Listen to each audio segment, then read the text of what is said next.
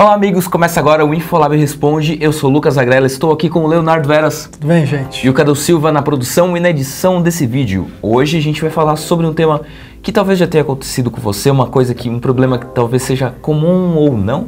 Vamos descobrir, vocês comentam depois aqui, contam pra gente.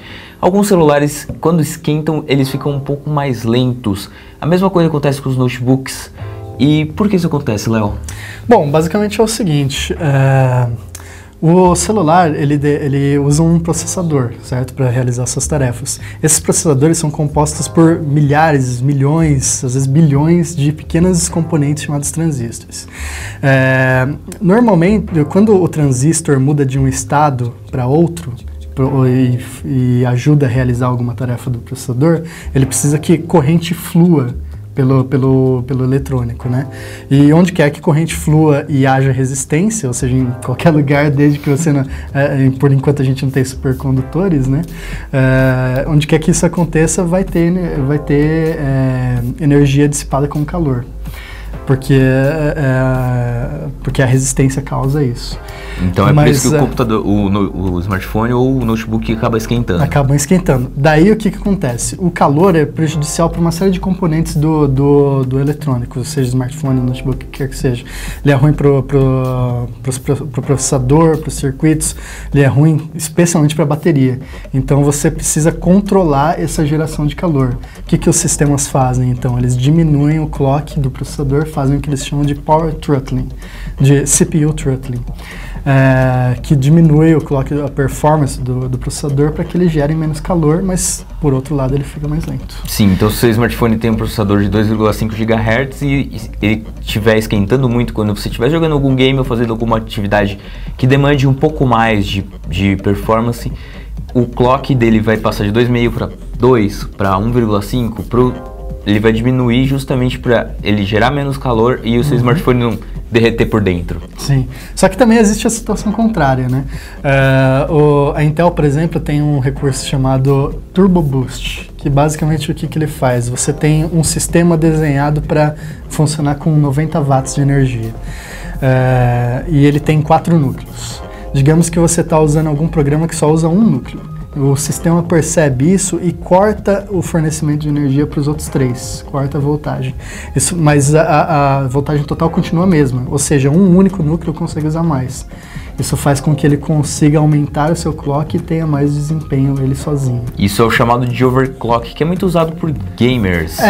Isso na verdade, tecnicamente ele é chamado de overclock dinâmico, porque é o próprio sistema que faz isso. Só que existem usuários mais avançados que fazem isso manualmente.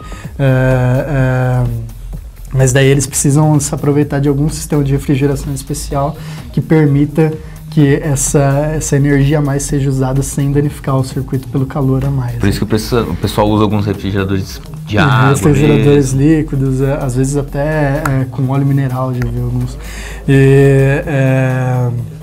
E também isso só é possível em alguns processadores específicos, no caso da Intel, aqueles da série K, que termina o númerozinho ali com 1K. Esses são liberados para o overclock manual do usuário. Todos os outros são Turbo Boost e overclock dinâmico que o próprio sistema define. Sim, mas esse Turbo Boost que a gente mencionou aqui da Intel, ele acaba acontecendo, o dinâmico, ele acaba acontecendo automaticamente em algumas tarefas, né?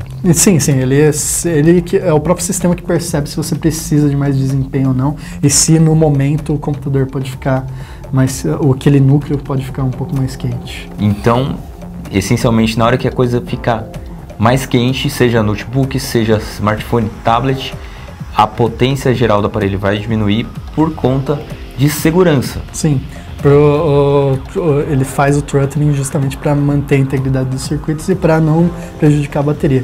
Isso daí acontece muito em celular exatamente por causa disso, porque é um aparelho pequeno que depende demais de bateria, né? Um celular sem bateria não é nada. Não, a gente pôde constatar isso claramente com o LG G Flex 2, que é um smartphone que veio com o processador Snapdragon 810, que tem esse problema de superaquecimento, porque ele é extremamente potente, só que a dissipação de calor dele não é muito boa. Exatamente. E por sinal, provavelmente, de acordo com algumas fontes ocultas de jornais americanos, a Samsung optou por não usar esse chip do Snapdragon 810 no S6 e acabou optando por um Exynos octa-core justamente porque o aparelho não tinha como dissipar calor da forma mais eficiente possível, o que ia acabar gerando um aparelho que não oferece toda a potência que ele poderia, como é o caso do G Flex 2. Sim, sim. O G Flex 2, se você olha, acompanha em tempo real a frequência dele, depois de algum tempo funcionando, ele começa a cair com bastante frequência. Assim. Você nota isso usando ele normalmente, ele dá uns atrasos depois de um tempo funcionando. Tanto é que o G4, que usa um Snapdragon 808, que é inferior ao 810, e tem 6 núcleos de processamento. Tem 6 núcleos em contrapartida aos 8 do 810.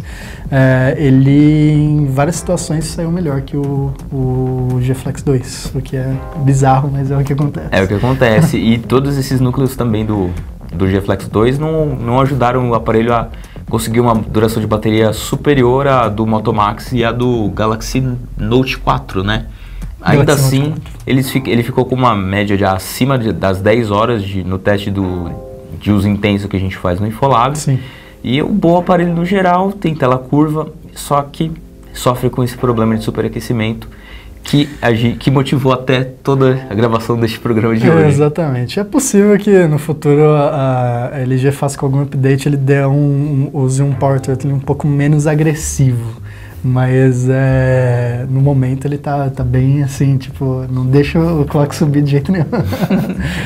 Então é isso, pessoal. Se vocês têm alguma dúvida sobre smartphones, tablets, notebooks, qualquer tipo de produto que a gente possa responder, deixa aqui que na semana que vem a gente conta a resposta para vocês, beleza? Até a próxima! Até mais, gente.